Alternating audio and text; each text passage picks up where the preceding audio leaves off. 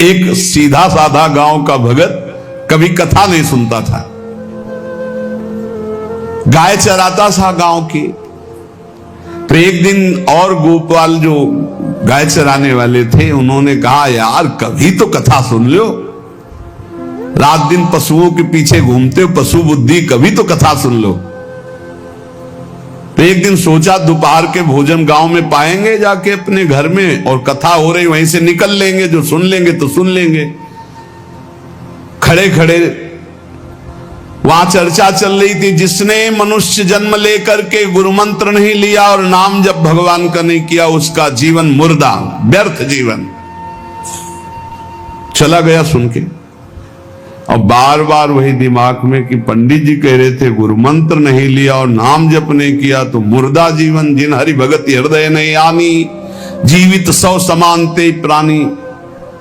दूसरे दिन फिर गया, कहा पंडित जी आपने कल कथा में कहा था गुरु मंत्र ले लेना चाहिए, नहीं तो जीवन मुर्दा हो जाता है, बेकार जीवन रहता है।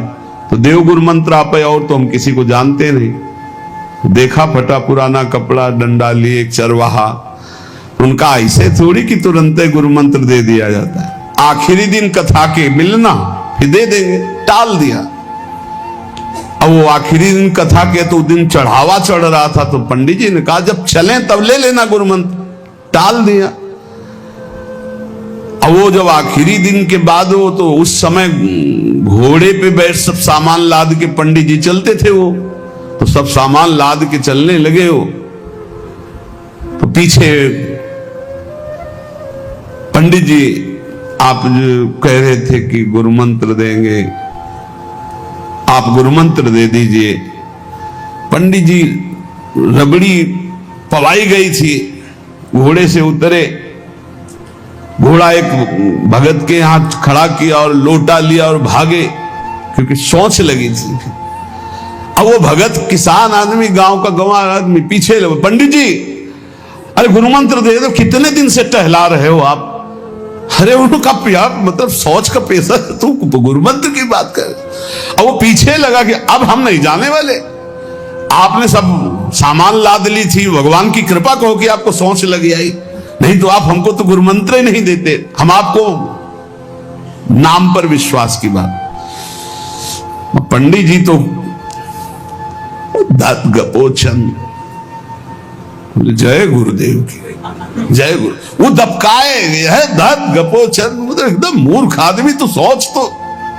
वो प्रणाम कर लिया, जय गुरुदेव, धत गपोचन धत गपोचन। जपना न राधा न कृष्ण न राम न हरि। घर आया, बोले आज से गाय चराना बंद। बोले क्यों? बोले गुरु मंत्र मिल गया, अब हम भजन करेंगे, हमारा जीवन मुर्दा नहीं रहेगा, अब जीवन सार्थक रहेगा। और मेहनत करने वाला आदमी, गाय चराने वाला आदमी, अब शुरू हो गया बैठ के धत गपोचन धत गपोचन। अब इसमें न कोई भगवान नाम है, न कोई मंत्र है, न प्रणव है, न नमो नमः, कुछ नहीं। गांव के लोग, घर के लोग बोले कि यार 50 गाय चराता था, पता नहीं कौन सा हम लोगों का पाप उदय हुआ कि कह दिया कि कथा सुन लेना। अब वो गाय चराना भी छोड़ दिया, अब गपोचन शुरू हो गया। अब उसकी ऐसी लगन लगी, सहज सरल भोले जो होते हैं ना, हरिवंश महाप्रभु कह रहे हैं, मुनि मन ध्यान धरत नहीं पावत, करत विनोद संग बालक भट, दास अनन्य भजन रस कारण, जैसे हित हरिवंश प्रगट लीलानट। लालजू महाराज बड़े बड़े मुनियों के ध्यान में नहीं आने वाले, बड़े विनोदी। रुक्मिणी जी से कहा तैयार हो, भगत के दर्शन करने चलना है। रुक्मिणी जी ने कहा बहुत दिनों बाद आज आपको किसी भक्त की याद आई, प्रभु जरूर कोई महाभागवत होगा, हम चलते हैं। बोले बहुत विचित्र महाभागवत। चले, साधारण वेश में चलना है। जब गांव में गए, उस भगवान तो सर्वज्ञ ही है, उसके घर के दरवाजे में बैठ गए और रुक्मिणी जी से कहा कि पहले तुम मिल के आओ भगत के, फिर हम मिलेंगे। रुक्मिणी जी ने कहा हाँ ये उत्तम बात है, पहले हम उनको दर्शन दे के और दर्शन करके आती है। तो आंख मूंदे से न खाना न पीना, धत गपोचन। रुक्मिणी जी ने कहा ये कौन सा नाम भगवान का, न विष्णु शास्त्र नाम में है न गोपाल शास्त्र नाम में है, और कहीं हमने पढ़ा नहीं, ये कौन सा भजन कर रहा है। कहे किसका भजन कर रहे हो, चुप रहा। फिर किसका भजन कर, 2-3 बार तो गुस्सा के आंख खोला, देखा कोई स्त्री, तो बोले तुम्हारे खसम का भजन कर रहे हैं, और किसका कर रहे हैं। वो रुक्मिणी जी आ गई, बोले बहुत जानकार भगत है प्रभु द्वारिकाधीश से कहा बहुत जानकार भगत है। बोले क्यों, बोले हमने कहा कि किसका भजन कर रहे हो, देखो हम इतना छुप के गए थे लेकिन वो पहचान गए, वो कह रहे तुम्हारे कसम का भजन कर रहे थे। अब भगवान ने कहा हाँ तभी तो हम आए भगत जोड़कर। बोले प्रभु आप दर्शन बाद में करना, जाके पहले हमारा प्रश्न बता दो, प्रश्न का उत्तर दे दो कि आपके विष्णु शास्त्र नाम, गोपाल शास्त्र नाम, बहुत से नाम हैं, ये नाम तो हमने कभी नहीं सुना। भगवान ने कहा ये नाम हमको तो बहुत प्यारा है। बोले आपको कब, मतलब ये कब कैसे नाम रखा गया। बोले बहुत प्यारा है, हमारा ब्रज का रखा हुआ नाम है, ब्रज में मैया ने रखा था। कैसे रखा था।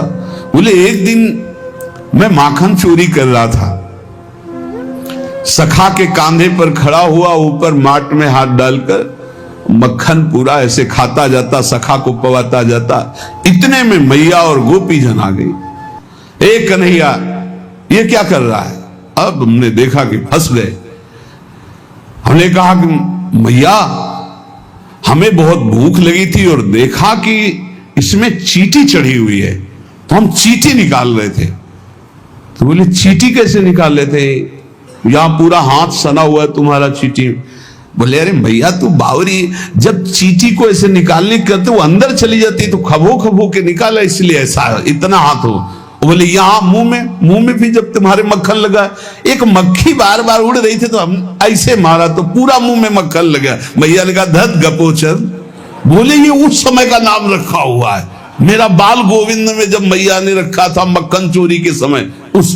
अब आप विचार करके देखो, भगवान का साक्षात्कार गुरु वचनों पर विश्वास होने पर साधारण शब्द बोला तो भगवान तो सर्वलोक महेश्वर सर्वज्ञ, उनके सब अक्षर, जैसे हर अक्षर में आ विराजमान है, का खा गा घा आ, ऐसे ही सब अक्षरों में ब्रह्म विराजमान है।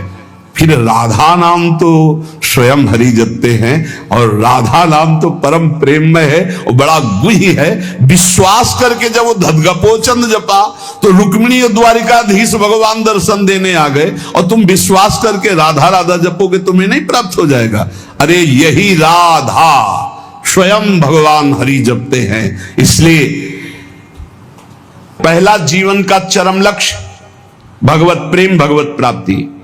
दूसरा, हमारी बुद्धि केवल विचार करे तो श्यामा श्याम के ही विषय में, किसी व्यक्ति वस्तु स्थान का अगर हमारा चिंतन हो रहा, संबंध हो रहा, तो श्यामा श्याम के संबंध से हो। जैसे गोस्वामी तुलसीदास जी कहते, नाते नेह राम के मनियत सुहृद सुसेव्य जहां लो। अगर ऐसा नहीं तो फिर हर वस्तु व्यक्ति स्थान में एक आसक्ति है, वो बांध लेगी, आप श्यामा श्याम तक नहीं पहुंच पाएंगे। इसलिए बुद्धि का जरूरी है प्रिया प्रीतम में स्थित होना। अगर बुद्धि ये निश्चय कर ले कि परम सुख स्वरूप श्यामा श्याम ही हमारे हैं, हम श्यामा श्याम के हैं, सुख है तो श्यामा श्याम के नाम में, रूप में, लीला में, धाम में। अभी आपने सुना आनंद का तारतम्य। तीसरा, जो गुरुदेव ने नाम दिया है इससे बढ़कर महत्व तो किसी नाम में नहीं होना चाहिए। किसी की निंदा नहीं, सब नाम हमारे प्रभु के हैं, पर हमारे लिए सर्वश्रेष्ठ नाम हो गया जो गुरु ने दिया है, जो मंत्र दिया, जो नाम दिया। एक एकांतिक में आए और बोले हम कुछ 2-4-6 महीने से हम आपके शिष्य हैं, मंत्र ले लिया है। स्वप्न में एक महात्मा आए और उन्होंने हमको और मंत्र दिया है, तो अब तो हम समस्या में फंस गए कि आपका दिया गुरु मंत्र जपे या स्वप्न में कोई और महात्मा आए थे उनका दिया जपे, क्या करना चाहिए। हमने कहा तस्मात् शास्त्रम प्रमाणम। जब सप्तऋषि जी आए, स्वप्न में नहीं, सीधे साक्षात आए पार्वती जी के पास, और कहा ये किसके लिए तपस्या कर रहे हो? महादेव जी के लिए। महादेव जी में क्या है, चलो हम तुम्हें भगवान नारायण को पति रूप में, भगवान विष्णु वैकुंठाधिपति अपार वैभव उनको। तो जो माता जी ने बात कही पार्वती मैया ने, वही बात पकड़नी है। उन्होंने कहा तजऊ न नारद कर उपदेशु, आप कहें सतबार महेशु। सप्तऋषियों, अपने गुरुदेव नारद जी के उपदेश का मैं कभी त्याग नहीं कर सकती, चाहे स्वयं इष्ट देव भगवान शंकर आकर सैकड़ों बार कहें तो भी। तजऊ न नारद कर उपदेशु, आप कहें सत बार महेशु। कोटि जन्म लगी रगर हमारी, बरों संभुनता रहूं कुंवारी। करोड़ जन्म लूंगी, हर बार अपने गुरुदेव के दिए हुए मंत्र का अनुष्ठान करूंगी और देवाधिदेव महादेव को पति रूप में वरण करूंगी, अन्यथा कुंवारी रहूंगी। बहुत सी कन्याएं और बहुत से वर हैं, आपको ब्याह कराने का शौक है तो आप जाइए, लेकिन मैं पर्वत से प्रकट हुई हूं, हिमालय से मैं अडिग हूं अपने गुरुदेव के वचन में। तो यहां कह रहे चौथा, समस्त इंद्रियां भोग विलास के लिए लालायित रहती हैं, सबकी। अब इनको भोग देना भी है, बिना भोग के, बिना विषय के जीवित नहीं रह सकते।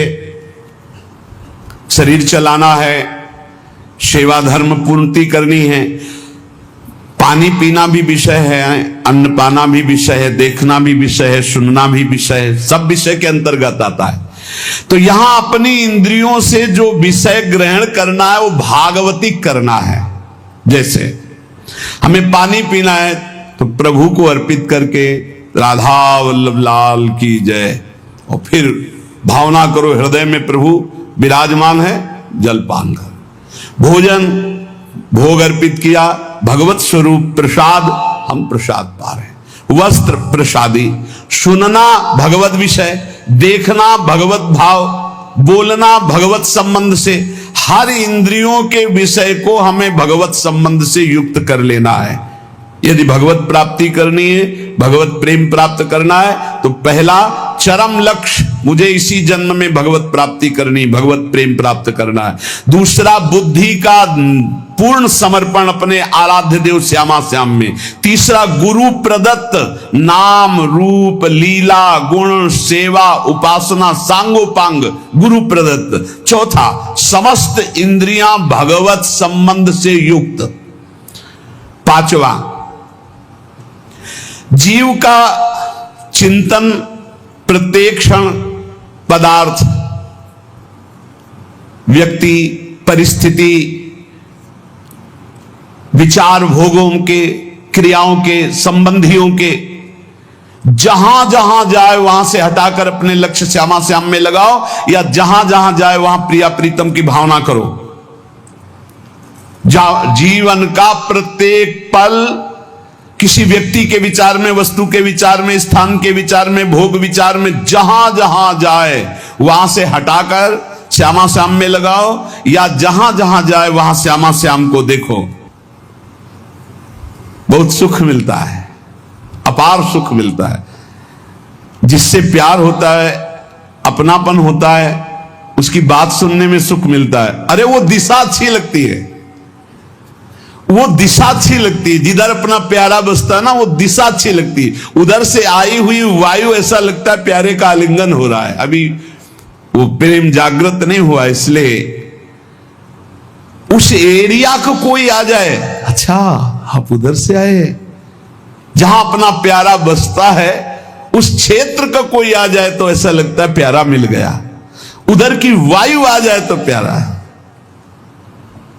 जहां प्रीतम जी देश की प्यारी लागे पौर, जिधर प्रीतम बसते उधर से यस्या कदापि वसनांचल खेलनोत। जिधर हमारी प्यारी जो प्यारे जो, नाम में अपार सुख तब अनुभव आएगा जब आसक्ति हो जाएगी। अभी आसक्ति अन्यत्र है, नाम में आसक्ति तो है नहीं, तो एक उपासक, मुझे नाम जपने में श्रद्धा नहीं हो रही, बिल्कुल ना हो, आप चिंता मत करो।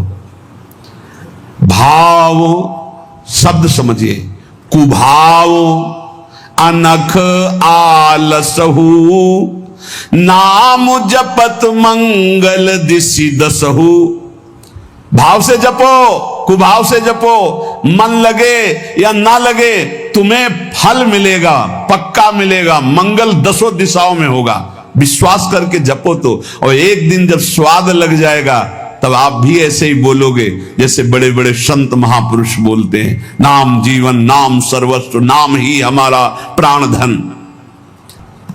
8वां, जीवन में राग द्वेष न रह जाए। बड़ा खतरनाक है ये राग द्वेष। अगर किसी से राग है तो बड़ा सूक्ष्म होता है राग का धागा, और वो जब हमारे ऊपर संकट आएगी, विपत्ति आएगी, या तो वो धागा दिखाई देता कि अभी वो है ना। द्रौपदी जी को पहले श्री कृष्ण याद नहीं आए, 5 महारथी पति है अतिरथी, वो याद आए, फिर भीष्मादि याद आए, फिर अपनी भुजाओं का बल, फिर दांतों का बल, और जब निर्बल तब महाबल। सुनेरी मैंने निर्बल के बल राम, महाबल प्रभु श्री कृष्ण का तब जागृत हुआ। ये राग बहुत खतरनाक है, किसी से राग ना करें। यही राग जब प्रियालाल के चरणों में अर्पित हो जाता है तो अनुराग कहलाता है। जब शरीर भोग, शरीर संबंधी, यही बहुत फंसाव वाला जन्म मरण चक्र का मूल यही राग है। और जब इसमें बाधा पड़ती तो द्वेष हो जाता है। द्वेष बहुत खतरनाक है। भजन कर रहे हैं, कई वर्ष पहले किसी ने कुछ कहा, याद आ गया और जलने लगा हृदय, उसकी पूरी सामने झांकी है, भजन कर रहे हैं प्रभु का, और झांकी है उस द्वेष जिससे हुआ है, और हृदय जलने लगा। या कभी वो सामने पड़ गया तो देखकर जल। द्वेष ना होने पावे, अजात शत्रु ते सदा, भक्त अजात शत्रु होता, एक भी पूरा सृष्टि में शत्रु ना होने पावे। 9वां, प्रत्येक परिस्थिति में अपने आराध्य देव के द्वारा दिया गया मंगल विधान है ऐसा मानना। एक बार हमने सुना था, उस समय किडनी का रोग प्रकाशित नहीं हुआ था, कि असाध्य रोग भगवान की विशेष कृपा से प्राप्त होता है। तो साधन पर उस समय जोर था, तो डर लगा कि असाध्य रोग कृपा कैसे हो सकती है, ना साधन में बैठ सकते हैं, पीड़ा रहती होगी तो भजन भी नहीं हो सकता, तो ये कृपा कैसे हो सकती है असाध्य रोग। लेकिन सच्ची आपसे कहते हैं, साधना हो रही थी भगवत मार्ग में जैसा कुछ, लेकिन शरणागति में कमी थी, क्योंकि साधन पक्ष में विश्वास बहुत जोर का था। शास्त्र प्रमाणित साधन के बल से भगवत प्राप्ति पर विश्वास हमें था। कृपा शब्द का हमारा कोई परिचय नहीं था, कृपा शब्द से हमारा कोई परिचय नहीं था। पक्का समझ लीजिए, क्या कृपा शब्द, ये तो शब्द ही नहीं था, बस साधन शब्द से परिचय था। अपनी इंद्रियों को बस में करो, मन का निग्रह करो, और भगवान का निरंतर भजन करके परम पद प्राप्त करो। हर समय अपने साधन में लगे रहो। जब किडनी फेल हुई, साधन शब्द हटा, अब हाहाकार मच गया अहंकार में। अब क्या, फिर जो अहंकार शरणागत हुआ, फिर बात बन गई जो करोड़ों जन्मों की साधना से नहीं बनती, वो इस असाध्य रोग ने काम बना दिया। कह रहे हैं कि प्रत्येक परिस्थिति में पूर्ण कृपा, पूर्ण मंगल विधान देखना, ये 9वां सूत्र है। जैसी भी परिस्थिति आवे, चाहे जितना विकराल रूप लेकर के आ जाए परिस्थिति, कृपा ही कृपा, कृपा ही कृपा, सच्ची मानना, परिणाम में देखना बड़ा मंगल और बड़ी कृपा होगी। 10वां, प्रेम प्राप्ति के मार्ग के पथिक का जीवन बड़ा विनयमय, बड़ा विनम्र, बड़ा संयमी, सदाचारण पूर्ण, त्यागमय और शांत सुख स्वरूप, प्रेमी महात्मा का ये स्वरूप। बड़ा विनम्र जीवन, बड़ा विनयमय जीवन, बड़ा संयमित जीवन, सदाचार पूर्ण और त्याग रूप, त्याग की चेष्टा नहीं, वो त्याग रूप ही है। प्रभु के सिवा उसे कुछ अच्छा नहीं लगता। कुटुंब देहते जाए छूट सब ही विधि ना तो। और अद्भुत शांति, अद्भुत शांति, कोई भी द्वंद आ जाए उसे अशांत नहीं कर सकता। 11वां, श्री राधा माधव के नित्य नूतन परमानंद प्रदान करने वाले पदों का गायन, उनकी सेवा, उनके प्रेमी जनों के दर्शन संभाषण, तब ऐसे प्रेमानंद की तरंगे हृदय में उछलती रहती है जिससे लीला रस में उसका प्रवेश हो जाता है, तब उसका लीला रस में प्रवेश हो जाता है। इसलिए अपने जीवन को महाप्रेम में बनाने के लिए जो आप सत्संग में श्रवण करते हैं, ये बड़े सौभाग्य से श्रवण कथन का हमें प्रभु ने अवसर दिया है। हम इसे व्यर्थ न जाने दें, बार बार मनन करो। देखो भगवान की इतनी कृपा हो गई, ये यंत्र मोबाइल आदि जो है अगर इनका सही प्रयोग करे तो ये बहुत सहायक है। एक बार सत्संग हो गया, जो पकड़ पाए नहीं, हम 10 बार सुनेंगे तब तो हम पकड़ लेंगे न, तो 10 बार कैसे सुनते? अगर ये मोबाइल ना होते, ये यंत्र ना होते तो हम कैसे सुनते? बड़ी कृपा भगवान ने की। जैसे जैसे कलयुग हमारी स्मृति का अपहरण कर रहा है, तो भगवान के द्वारा प्रेरित होकर विज्ञान भी वैसी सहायता कर रहा है कि एक बार का सत्संग हमें पकड़ में नहीं आया तो हम 10 बार मोबाइल से सुन सकते हैं। बस हर चीज में गुण दोष है, तो मोबाइल के दोष को स्वीकार न करें। प्रपंच देखना, गंदी बातें देखना सुनना अगर शुरू कर दो तो दिन भर ही उसी में लग जाएगा। मतलब की बात देखो, संत महापुरुषों के सत्संग को सुनो और उसका मनन करो, उसको अपने आचरण में उतारो और एक क्षण भी नाम से विलग न रहो, जीवन का परम लाभ। शेष चर्चा आगे। श्री राधा वल्लभ लाल की।